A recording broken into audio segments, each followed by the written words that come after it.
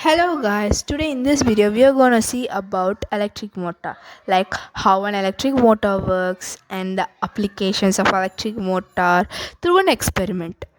For 10th standard electric motor, 13th chapter of the science NCRT book. Yeah, as I told you, we are just going to see how it works. The first thing we are going to see about is the principle of the electric motor. So the principle is nothing but that it converts electrical energy to mechanical energy. Like the best example for a rotating device that is an electric motor is nothing but the electric fan. So when you switch on the fan, the electrical energy is supplied to the electrical fan and it is converted to mechanical energy, and the fan starts to rotate. The wings of the fan starts to rotate. So this is the basic principle of electric motor, that it converts electrical energy to mechanical energy. So now we will get to know about the electrical motor through an experiment. The experiment set apparatus is shown in the screen. So the main in this experiment, main two objects things are the coil and the horseshoe on the magnet.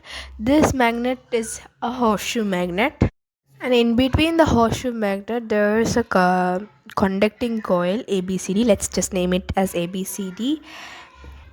So for easy understanding, the AB coil is represented in green color and the CD coil is represented in purple color. This ABCD coil is attached to a ring which is split into two parts. So this is called a split ring. So there are totally two split ring in this setup, and these split ring do not touch it.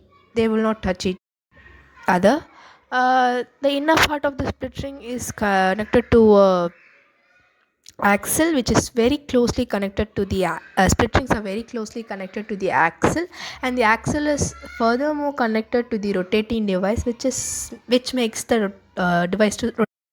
In this setup, the split rings are P and Q, that is AB coil is connected to the P split ring and CD coil is connected to Q split ring.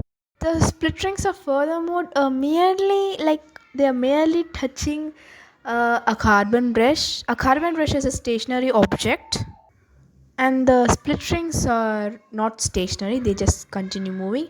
And the carbon brush are now connected to a circuit. As you know what a circuit is, consists of a battery, a key. Now the X carbon brush is connected to the positive terminal of the battery and the Y carbon brush is connected to the negative terminal of the battery. Now this is what the setup of the experiment for electric motor is. Well, now we will know the direction of the flow of the current. As you know, the direction of the flow of the current is from the positive terminal of the battery to the negative terminal of the battery. Now in this setup, the current flows through the positive terminal of the battery to the X carbon brush. Now the X carbon brush is merely connected to the P split ring, so there will be a transfer of electrical energy from X carbon brush to the P split ring. Now from P split ring, the current flows through AB coil. Now as you can see, the current does not flows through P split ring to Q split ring. As you know, as I already told you, the split ring is split into two, so it won't pass through Q split ring. If it passed through Q split ring, it will pass through Y carbon brush to the negative terminal of the battery, and the coil ABCD would have been a waste of time, and there is no current passing through it. Well, now we will get back to the direction of the flow of the current. As I told you, the current passed through P split ring to the AB coil, to AB to CD coil, CD to Q split ring, to Y carbon brush to negative terminal of the battery. So the direction of the current in the coil is from A to B, B to C, C to D. So that's all about the direction of the flow of the currents.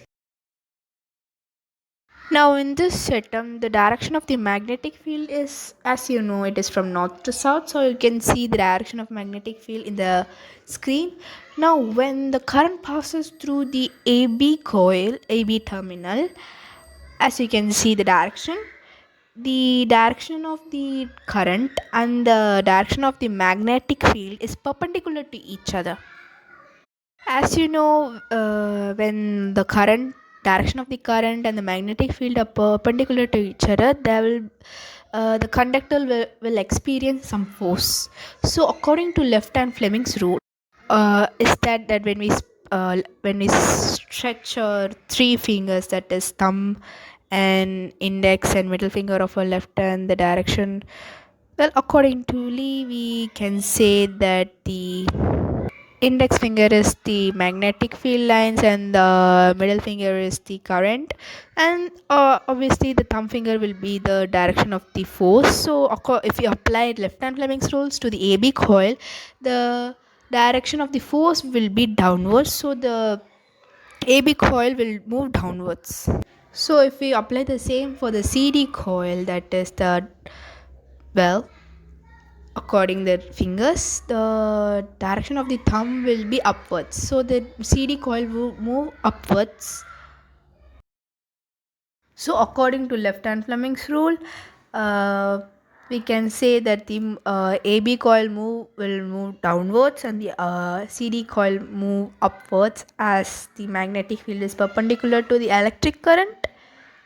So the direction of the conductor will also be mutually perpendicular to both of them. So because of this force, the AB coil will move downwards and the CD coil move upwards, as you can see in the screen. So because of this force, there will be in one rotation 180 degree.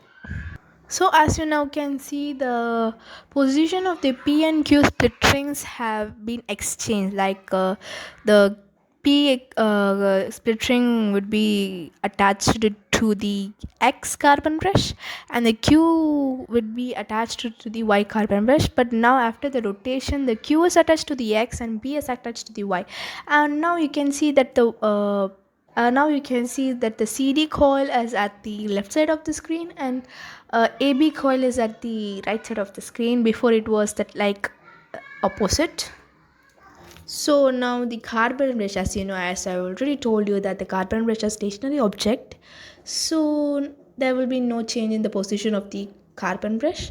Now as you can see, there will be change in the direction of the current in the coil. Although the position of the coil has been exchanged, the direction of the flow of the current will change in the coil, but the way will not change. As you can see now, the direction of the current will be from DCBA. So in coil CD, if you apply left hand Fleming's rule, the coil will move downwards, and in AB the coil move upwards. So this force will allow the coil to rotate. So the split ring will also start to rotate, and thus the rotating device will also start to rotate. As you can see, the split ring is connected to the axle, which is connected to the rotating device. As the coil starts to rotate, the split ring will also start to rotate. Again, as the split ring starts to rotate, the axle will start to rotate, and again the axle will start to rotate, and the axle is connected to the rotating device. Device will start to rotate.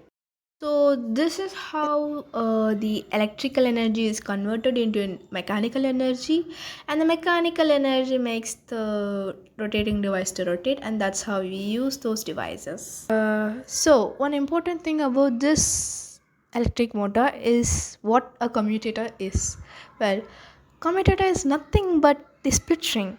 You know, the split ring helps in the change in the direction of, direction of the flow of the current in the coil, right? So the device which helps in the change in the direction of the flow of the current is what a commutator is. And you can see it will only help in the change of the direction of the flow of the current in the coil and not in the circuit. Please don't get confused between those two. And the coil is different and the circuit is different, as they are merely touching each other through a carbon brush. as again commutator helps in the change in the direction of the flow of the current in the coil. Well, another important thing about this is that what happens when the current flows through the CB terminal? Well, as you can see, the CB term, if it passes through CB terminal, the CB direction of the current in the CB is parallel to that of the magnetic fields. So there won't be any force exerted in that terminal. Well, as you know, the current and magnetic field should be perpendicular to each other, so then only there will be force exerted in the conductor. As they are parallel to each other, no force is exerted. So this is all you have to know about electric motor. This concept is quite easy if you get to know about it and understood it. So that's all. Bye.